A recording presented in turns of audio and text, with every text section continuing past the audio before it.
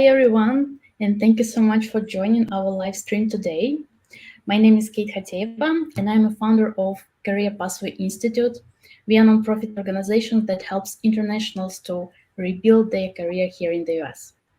And if you're interested to join our community, please take a look at the description below this video. There will be links to all our social media and to our website. And if you would like to volunteer with us, if you would like to join our team, also please reach out to me directly on LinkedIn, or you can apply it on our website. There is some open positions available. And today we have a very special guest, Dobrina Ustun, who is an immigration law expert with over a decade of experience in the US immigration law. And today we're going to talk with Dobrina about career challenges faced by dependent visa holders and how to turn those challenges into career opportunities. So thank you so much, Dobrina, for joining us today. And without further ado, could you please introduce yourself a little bit? Yeah, sure. Thank you. Thank you for having me. I'm kind of excited today because, I'm not going to be talking about, the legal theories and, how to get visas and all that. Usually those are the topics that I talk. But yeah, so I'm an immigration attorney. I have more than 12 years of experience in different settings. I started my career working for a large consulting company in their legal department as an immigration attorney. And then I moved to different companies. Then I had my own practice, and then now I'm splitting my time between my own practice and a company that I service. Most of my work is on business immigration. Basically, I don't do a lot of family immigration. I don't do asylum. So I mostly focus on work visas, green cards through employers, and obviously that comes with the dependent applications a little bit. So that's kind of my practice and what I focus on for the last 12 years. Wow, that sounds so impressive, and it looks like you know everything about not only immigration visa but about the struggles that dependent visa holders are facing. So I know a little bit of your story. So could you please share a little bit your immigration journey and what challenges you faced while you've been on dependent visa like situation and how you overcome those challenges? Yeah, unfortunately, I do have the experience as well, being going through the immigration process. But fortunately, that was a long time ago. That was 23 years ago when I started my immigration journey. And as we all know, things were very different and slightly easier 20 years ago. But the challenges were, similar, obviously, even 20 plus years ago. So I actually came for high school. I came at 10th grade, I think that's what it was. And then actually I had to be 11, but because of English, then they put me back in 10th. And so I was on F1. Student visa, and then after I graduated high school, I went to college, and then I continued with my F1. So 3 years of high school, 4 years of college with F1, and then got the OPT for 1 year. And then after the OPT or during the OPT time, I got married. And then got married to my husband, who was on H1B. So obviously I moved to H4. Fortunately, I stayed on H4 for 3 months. And because at the time that his company filed for his green card, so I was part of that application. Unfortunately, they had a lot of issues back in 2007. The USCIS Department of State and they made some mistakes, and anyway, we were in a kind of pending situation for 3 years. So for three, or not more than 3 years, it's from actually 2006, 2007 to I got the green card 2011 actually.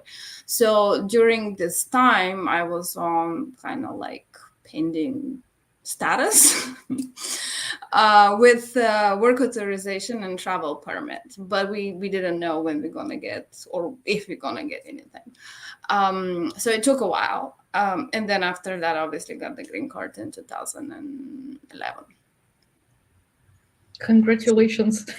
I know, yeah, it's actually not that long ago. I mean, considering that I came in 1999, it's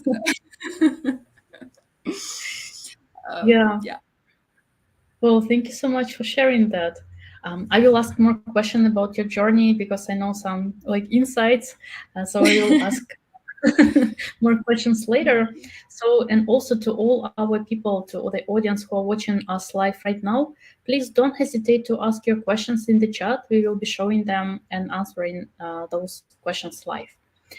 So let's talk about this very weird situation when you are on dependent visa and you basically can't work, or if you're on specific type of visa, you can work, but you need to apply for the work authorization.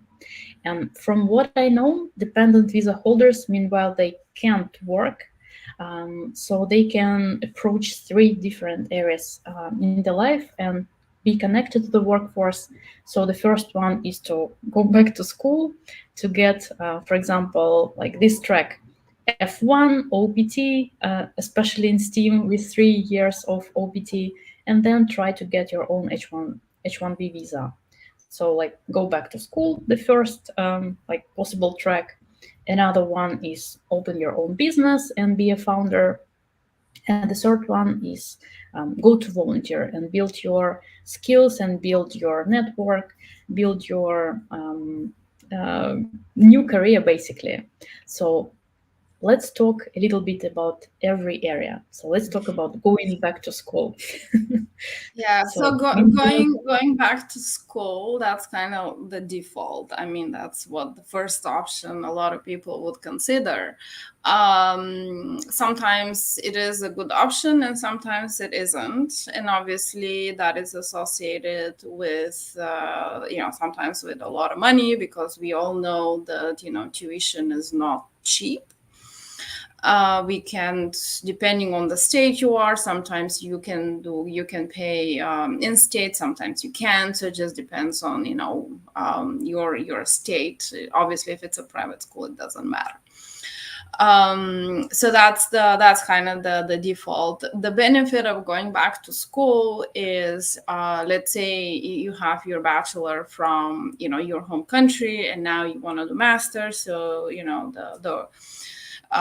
then you can continue with your education and do your masters. If you do masters in a STEM degree, you will get 1 year OPT and then 2 more for STEM extension.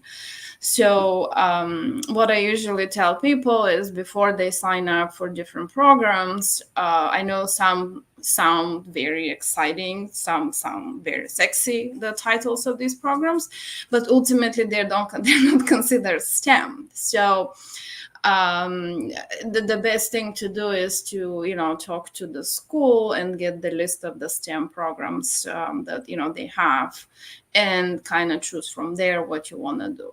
Obviously, if you hate STEM, I mean, that's that answers your question right there. The other thing to keep in mind is that they every few years they would actually add more STEM programs. They'll classify more STEM programs, and that list is on the ICE website, because ICE is responsible for the STEM programs. And then once you do that, then you'll have the OPT 1 year and then the 2 year STEM extension. So that gives you some time, 3 years to work, build career, perhaps get your H1B, or if you're not from India or China, get actually your employer to sponsor you directly for green card.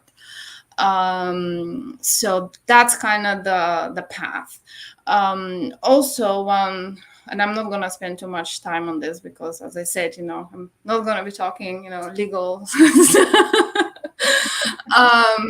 So sometimes people do, there's this thing called first day CPT. So after you get OPT STEM, and then at some point, if you don't make the lottery, the H-1B lottery, there are schools out there, programs that will do first day CPT. What that means is you sign up for the program, and then you get a work authorization day one. Now, I don't recommend these programs. People do it. If you're gonna do it, you have to be very careful about the university and the program, because some of these are almost fake, just to get your money, but then you get in trouble with immigration services. So again, people do it just out of no other options. But just because they do it doesn't mean it's the right thing to do. But it's out there. So that's kind of the school route in a nutshell. Mm-hmm. Opening So up a as, company. Go as far ahead. as I know, yeah, about this school, going back to school track. So basically, sometimes you don't need to go out from the country. You can do it like being on H4, on TD, on any kind of visa. So you can be here legally in the US. You can apply for Mhm. school, get 120, and you don't need to get out from the country. But as you said, there is some. Yeah, so you can, so depending, so that will depend on the school. In the past, as I said, back the day, things were slightly easier.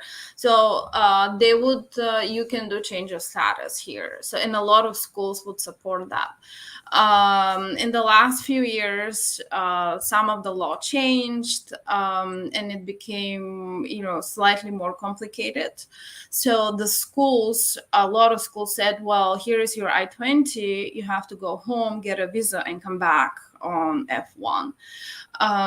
So before you do all that, obviously you have to talk to the school and see what they're gonna tell you, that whether they're gonna support the change of status and wait for that, or they'll tell you to go back home for the visa stamp, and then you come back on a F1.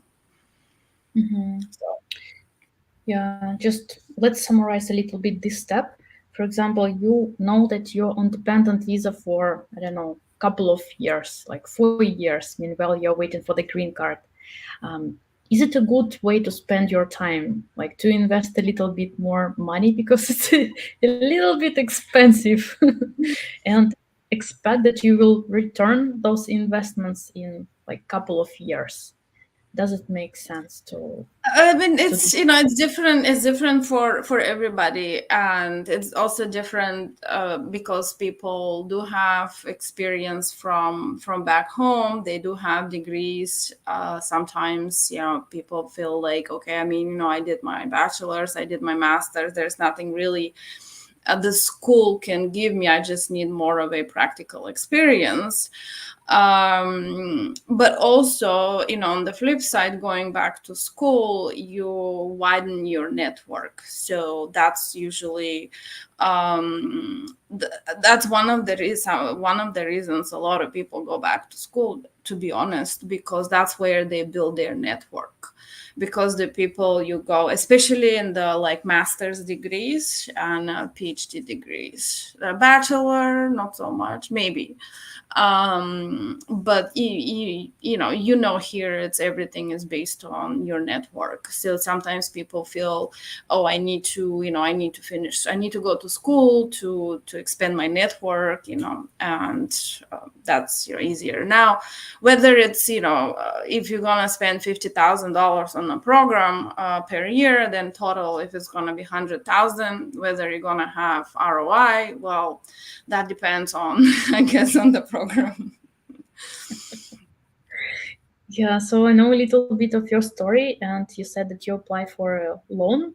Um, what other like financial aid available for dependent visa? Maybe you can share some tips or Yeah, piece of. so that's again, that was a few years ago. But so generally speaking, for when you're either international student or dependent on some kind of a dependent visa, you're not eligible for FAFSA, basically the federal student loans. Perhaps there might be some private loans that you can get. That also changed. It used to be easier to get a private loan to go to school, and then that kind of like they shut down that option. So when I went to law school, obviously, I mean, I don't have that kind of money. So I was lucky in a sense because right before I started law school, we filed for the green card, and then also with the green card, you file for the work authorization and advance parole. Mhm. And then I found out that if you are on advanced parole, your status is parolee. So that was 2007. I had nothing to do with immigration law or anything like that. And then if you have the status as parolee, you can actually apply.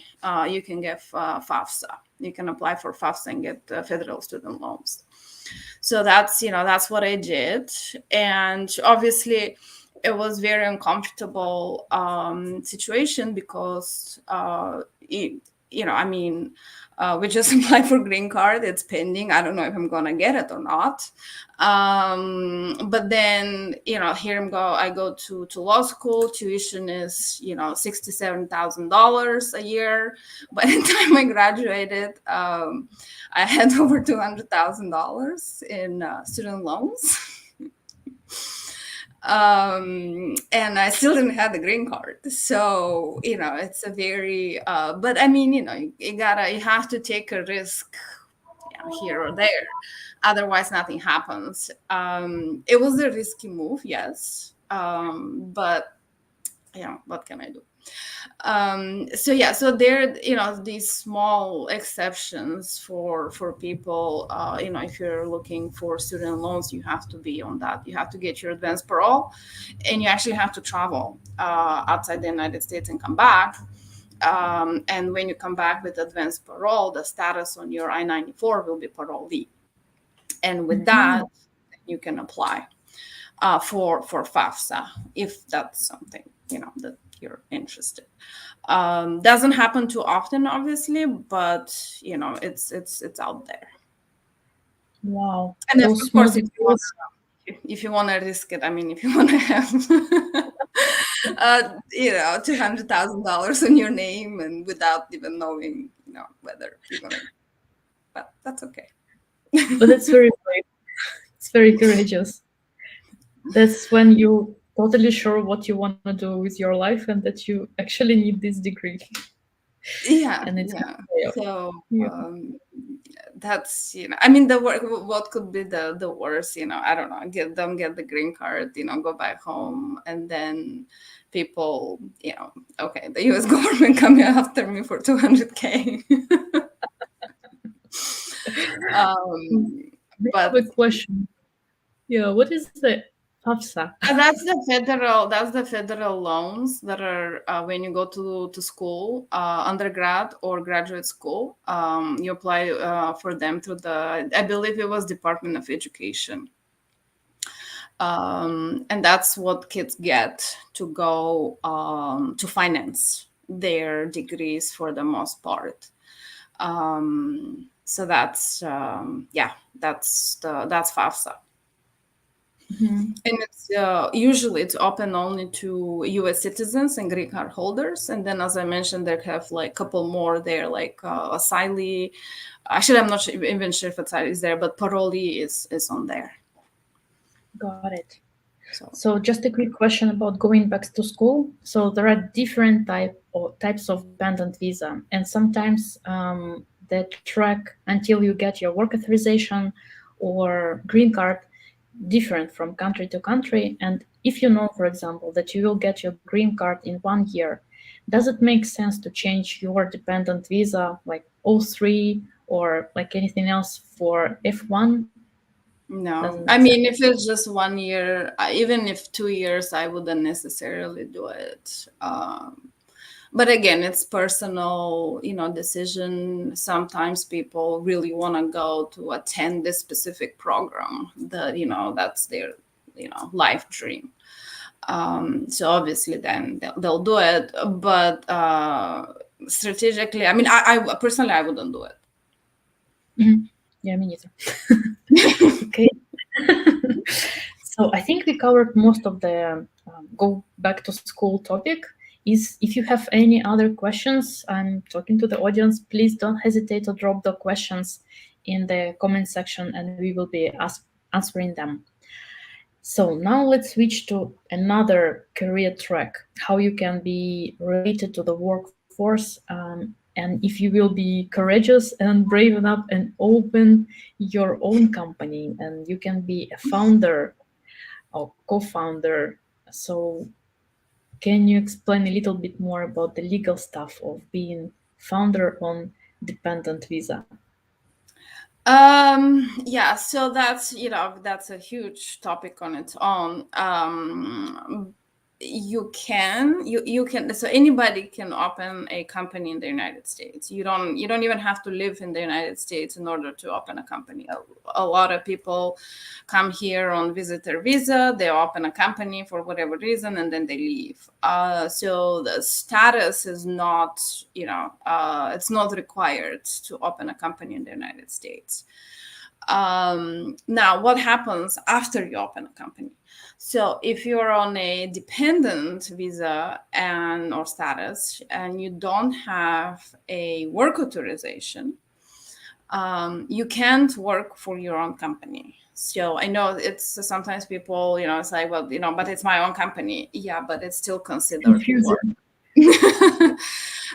You still gonna pay taxes, and for tax purposes you will be considered resident. And if you don't have a work authorization, that will be considered working, obviously, without work authorization or unauthorized work. And that will, USCS later on when you apply for different other immigration benefits like green card, then that will come up, and then they will question that, and then depending on the circumstances, they might deny your green card because of that. So then the next question is, well, why would I open a company if I cannot work for my company? Very good question. Very good question. So you can open a company, but you can employ people. So you're kind of like, think of it as a silent partner, silent investor. So you're kind of on the sidelines. You're not doing anything. It's just that other people are running the company.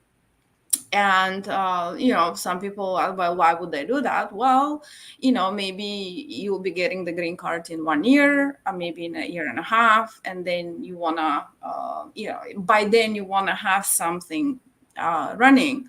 So that might be a good option, because as we all know, starting a company and actually getting it to the point where you're earning money, it takes time. So it's not going to be overnight. So some people do, but when you do it, obviously it has to be done in a way to show that you have almost no control the company. Obviously you're not getting paid, you're not earning income, and then you just have people that do that for you. Obviously you have to be very careful who you choose to work for you. You have to trust them and make sure that they're not going to take over the company and just run with it. So that's, some people do that. Some don't find this as a very good option because the fact that, okay, I mean, it's my company, but I can't work for it. So, and for example, it also depends on the type of services you're going to provide, or products or services, and especially services. So, if it's a consulting company, you do whatever consulting. Usually, for the most part, especially initially, your clients want to talk to you. So because they come for you, they come to talk to you. Well, if you're not going to be working, then you might not, they might not come at all. So that's the challenges with consulting company, because it's more on a personal level, especially at the beginning. Yeah. um, so that you kind of have to think about that. And if you're in the United States, let's say for a few years, and you already have your network, and people are interested in doing business with you, not with your co-founder or your employees, then that's the challenge that you will face ultimately. Yeah. So But what not are the ideal. Yeah, not ideal, but it's really working for people who want to be connected to the workforce, because it's a great opportunity to network. So basically, Mhm. it's like going back to study if you want to enhance your network, but running, well, not running actively, but passively Yeah. running your company, you're still connected with all these Mhm. professionals in your area. So it's a Mhm. really good way for you to be connected to the American US workforce, and also just to build your profile, just to build credibility of your company, personal brand, even though you're not actively involved. Yeah, but you Yeah. need to be very careful with your partners. Hmm. Yeah, it's not easy to navigate, because you don't want to. I mean, it's really easy to slip into trouble with immigration when you have your own company. So you have to be very careful. The other thing is also, let's say you are the founder, co-founder, and you say that you're not working, you say that you are kind of on the sideline, but then you go to your LinkedIn and social media, and you're exploding there. So you're keep posting, and being active and engaged. Well, guess what, like this USS officer looking at that is gonna be like, okay, so this person is not working, but they are on social media 24/7, writing articles, doing this, promoting their company, and ultimately, what is considered work, right? So you kind of have to balance these things a little bit. Yeah, And yes, they do look at your social media accounts. That's for sure. So, yeah, kind of, it's a balancing act. Obviously, just because you post on LinkedIn doesn't mean anything, but sometimes, you should see people, okay, I have like, 1 million followers, and I engage with like every single person on LinkedIn. Well, that's kind of full-time job at this point. yeah. So that was my question. Where is the line when you are It's very actively thin. involved? It's almost invisible. Nobody really, like, I mean, there's no, like, it's not black and white. That's why it's hard to navigate these waters in particular. You just have to, just have to be careful. Yeah. That's very, very good piece of advice. So if a dependent visa holder would like to start a company, what's the best source they can like look at and learn all the information? How to be careful? How do not damage their reputation and do not violate the visa just without, like occasionally, without even knowing that they're doing something wrong? That's Yeah, true. Though. so I don't think there's a single source necessarily. It's, do's and don'ts. Maybe I should come up with one. I don't know. But obviously, you have to talk. Definitely you have to consult with an immigration attorney just to understand. What are the how you need to establish your company. Is it going to be an LLC? Is it going to be a corporation?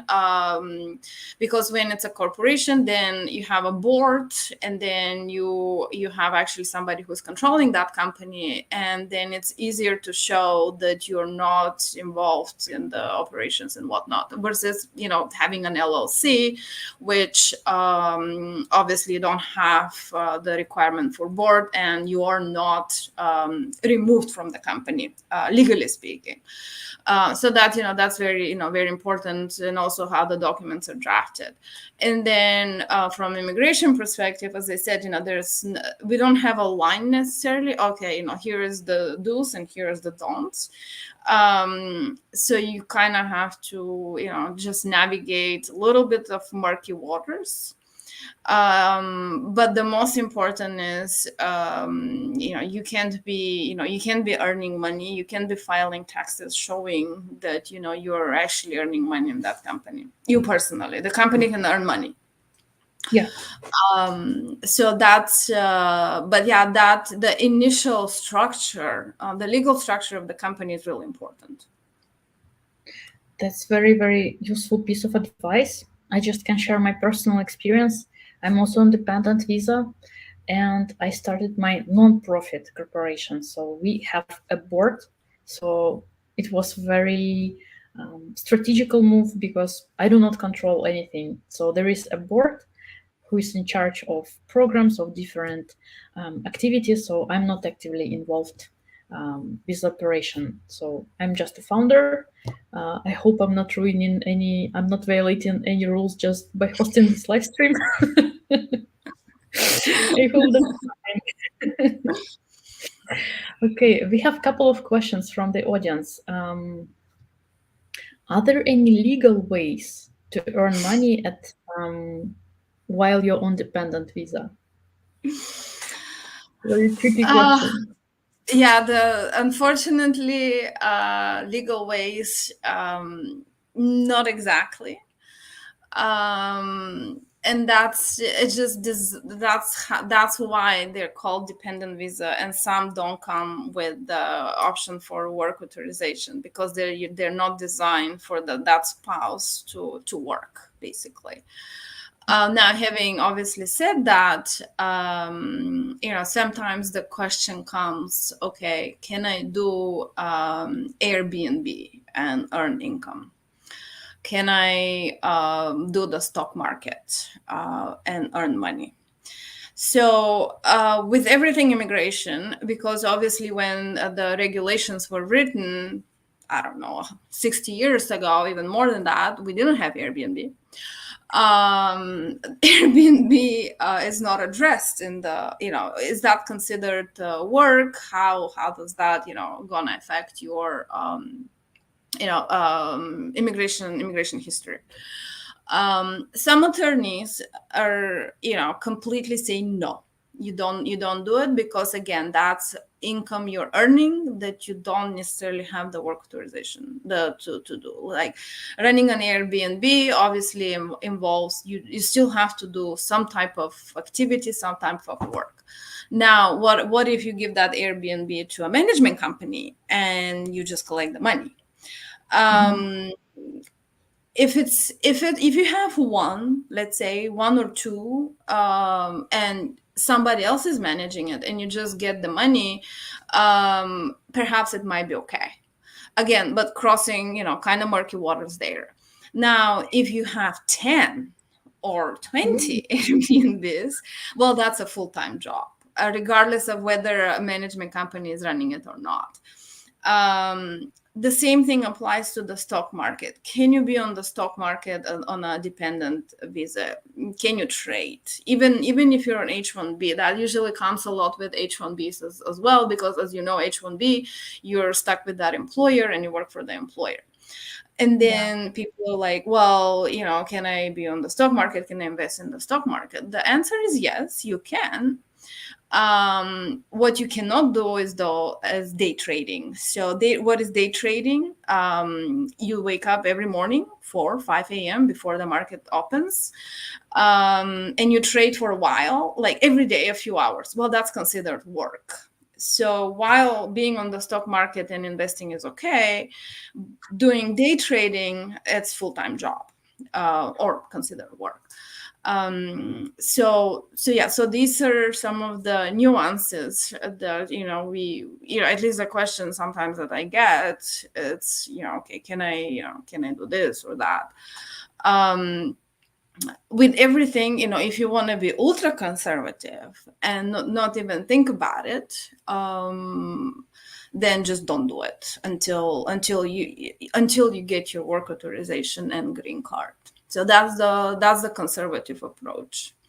Because don't forget, you don't know who is going to be reviewing your case. You don't know how conservative they will be in their reading the regulations, and what's going to come up from that. I had multiple times clients that we apply for green card and then get a request for evidence asking, USS pulled up from somewhere, God knows where, that the client worked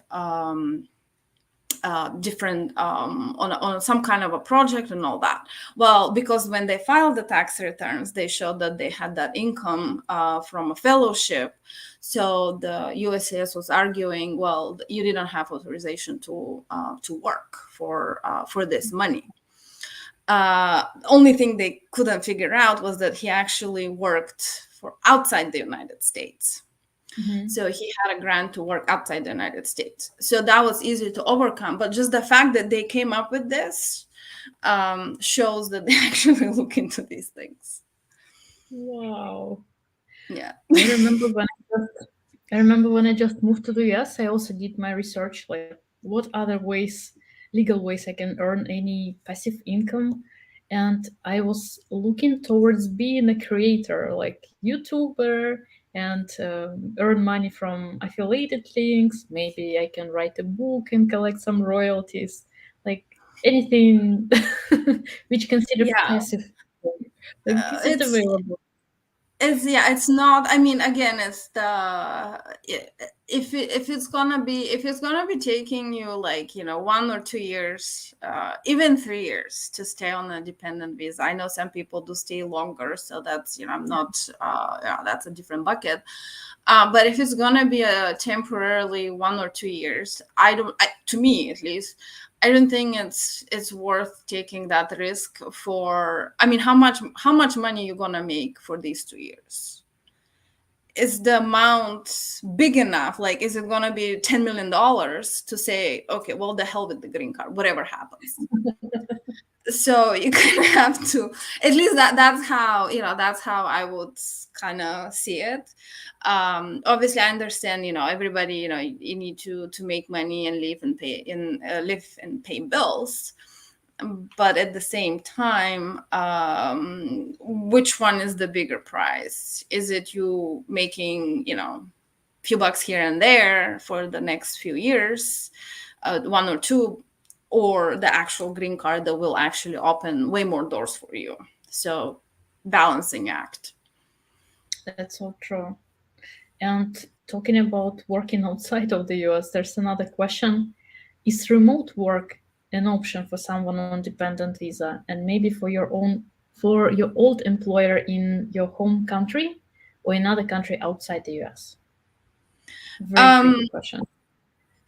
is remote work an option for someone? So you, if you live in the United States, you cannot do remote work for even a former employer or current employer in some situations.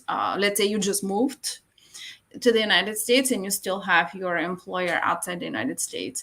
If you're in the United States, you cannot do remote work. And here's why.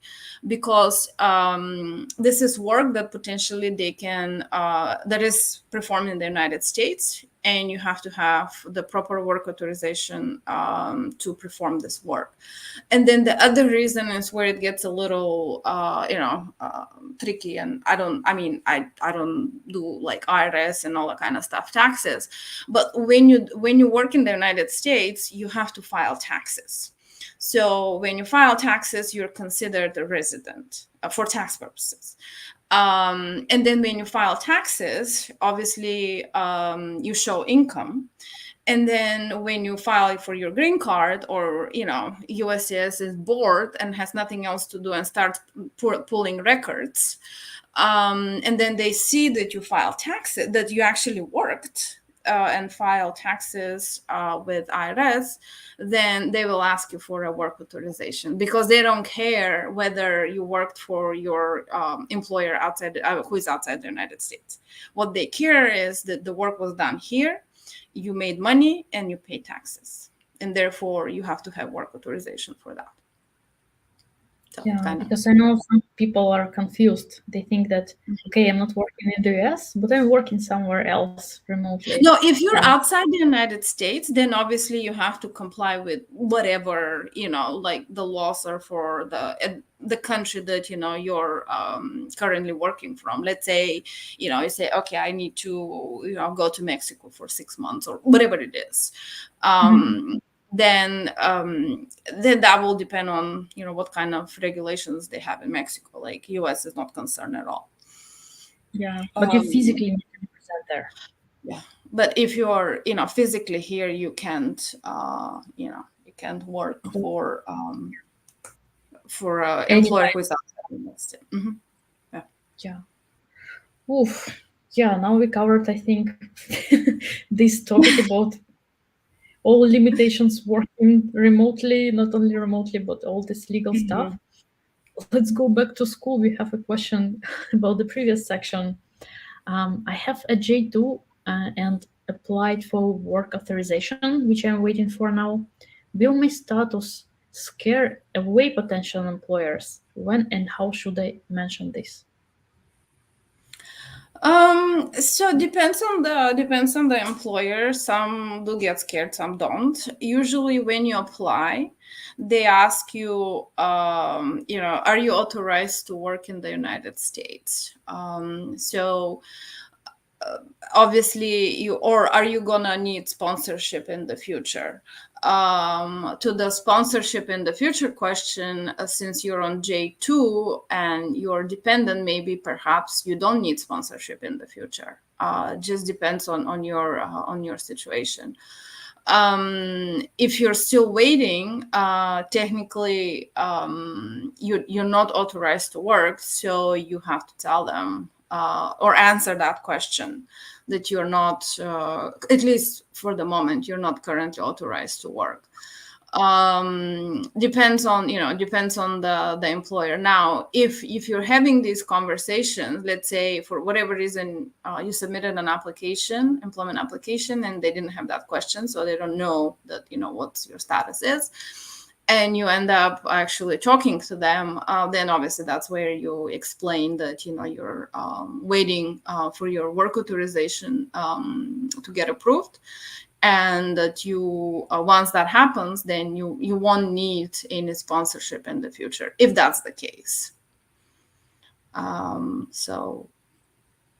I would have that conversation earlier rather than later, because then you don't want to waste your time and their time in the event that they're not open to either waiting for you to get the work authorization, or even if you have the work authorization, they freak out because they feel like, okay, maybe in the future they'll ask for whatever. Yeah. So you want to know that. Yeah, so I have a lot of friends who are on J2, and it doesn't take long for them to get work authorization. It just sometimes people get lucky and they get them in 4 weeks. some people not that lucky and they get them in 4 months. So it Yeah. really depends on the season, I guess. I don't know from where it depends. Yeah, but everybody started to look for a job a little bit earlier until they get Mhm. their work authorization. So I think it's not any violation of the rule of the No, law. no, you can look, Yeah, and it's just a matter of how, when would that employer want you to start work? If it's something immediate and they cannot wait the 4 month or 2 months for you to get the work authorization, obviously that's, they're not gonna hire you.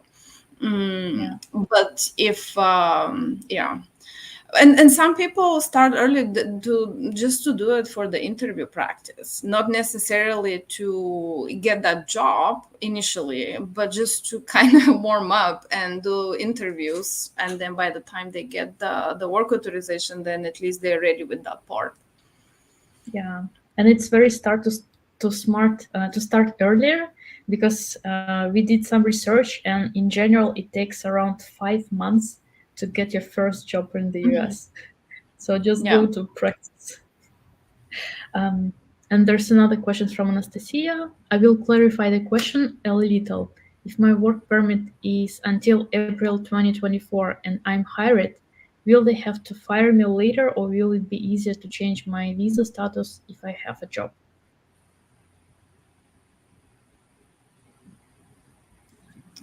uh, well, do you can you extend your work permit past the April 2024? I think some of my friends are extending their job permits like every year. Yeah, so you have to Yeah, file for an extension, obviously, before your work authorization expires. And depending on, the classification of that work authorization, you're gonna be given, I think it was what, 180 days, 120 days after your work authorization expires and before you received your new card. So you'll just continue with with your work, but you have to file for an extension before expiration date. yeah, another piece of advice probably, knowing that some of my friends on J2 visa, and if I understand it correctly, it's related to the academia to study at, I don't know, master's, PhD, or some other advanced degree. So in most of the cases, there is like international center that can help you with all the visa questions. And Mm-hmm. I'm working at Bechtel International Center at Stanford, and they have entire center that helps with all the visa issues. And I'm pretty sure they can guide you in like your university or institute, and they can help you with all these questions. But from what I Yeah, know, because some the of my friends, J1s are issued by, I mean, that's the university, and university through the State Department. So they're responsible for, maintain at least the J1, but obviously they help yeah, with J2. yeah. Well, at Stanford, they have special sessions like maintain your legal status, and they answer all to all these questions. Mhm. Well, thank you so much, Anastasia, for asking those questions. Very important. And let's switch to the last part of the topic today. Like, what's else available for dependent visa holders? For example, in my case, I decided to not go back to school because, well, first, it was too expensive for me back at the time. And second, I didn't know what I want to study. And this area is so complex, and I didn't even know from where to start, and I didn't know if I want to open my company, so I didn't went for this track. So what I did, I started to volunteer, and that's what available to all dependent visa holders. You can go to volunteer. So is there any specific type of companies where you can volunteer and what considered volunteering rather than doing like free job? So you need to. Yeah. Yeah, so when it comes to volunteering, that's, the one of the activities, or the only one that is permissible under, being on a dependent visa or status. Generally speaking, you can volunteer for a nonprofit, 501c3. You can also volunteer for local government like city, state, federal. No, because you have to be a U.S. citizen, so they're not gonna get you there. But any local like municipality, city, county, you can volunteer there as well. You can't volunteer for a for-profit corporation. So sometimes people say, well, I'll just go and volunteer for company A, B, and C for 3 months, whatever, work on this project, and then that's it. Unfortunately, the company will get in trouble because when it's a for-profit organization, they'll have issue with the DOL for unpaid wages. So you cannot volunteer for a for-profit corporation. You cannot enrich a for-profit corporation with your services without getting paid for these services. So that's one thing that you should stay away. The only time you can do that is when you're in school and you're taking a class, or you're doing one semester internship. It's not paid, but you're getting credits, school credits. So that's the only time you can volunteer for a for-profit corporation without getting in trouble and without getting the company in trouble as well. In terms of volunteering, so I did a lot of that when I was obviously on F1, because even if you're on F1, if you're not at the OPT stage, obviously you can't work outside campus. But you can obviously volunteer. Different nonprofits, chamber of commerces are also very good at that. They always need people, and depending on what type of what are you trying to do, what kind of career you want to establish here in the United States, whether it's going to be a new career track or you want to continue what you were doing in your home country. You can find a lot of opportunities with Chamber of Commerces because they never have money to pay their staff. They always have tons of work, and they don't have enough people, volunteers, that want to do the work for free.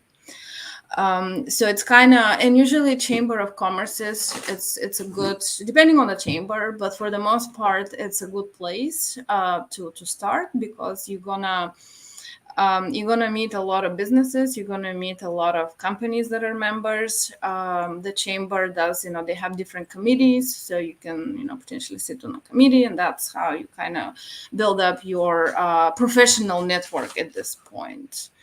For example, if you're in the, social media, digital marketing, that's a great asset to the chamber, because a lot of them are older chambers with staff with older people. Nothing against older people, but it's a fact. And they don't navigate social media at all. So, but they don't have money to pay somebody full time to do it. So that's, sometimes you can find these opportunities in organizations like that. Obviously, nobody wants to work for free. I mean, but for the time being, at least you have the option and the opportunity to build your professional network. So That's so true. And I also know that there's a myth that you can't volunteer in a professional field. For example, if you had a career as human resources back in your country, you can't volunteer for a professional association like for ATD or SRM. Like, is it true? Is it correct?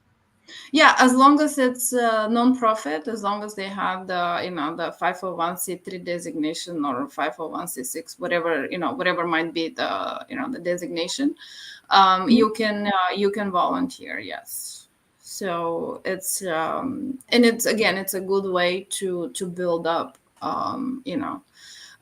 your network, because that's why you're doing it. I guess instead of money, you're building your network, which later you can utilize that. And it's better to do it than not do it, because then once you get that work authorization, then at least you will have people who you can reach out to and say, hey, I'm looking for X, Y, and Z. I did all this work for you, and so forth. So that's kind of one of the options. Yeah. Well, thank you so much for sharing this experience. And I think you can combine all three. You can go back to school, you can open your company, and you can Yeah. volunteer. Yeah. And as we know, like getting job in the US, it's way easier if you have your network, if you have your very diverse network, and volunteering, it's a great way to build your network. Is there anything else what's available for dependent visa holders in terms of building their career, building their credentials, their personal brand? Maybe we forgot to mention something. So I would, I mean, if I would put emphasis on being active and staying active and building up your LinkedIn while, you're waiting for that work authorization. And here's why, like it or not, everybody is on LinkedIn nowadays, or most of the people.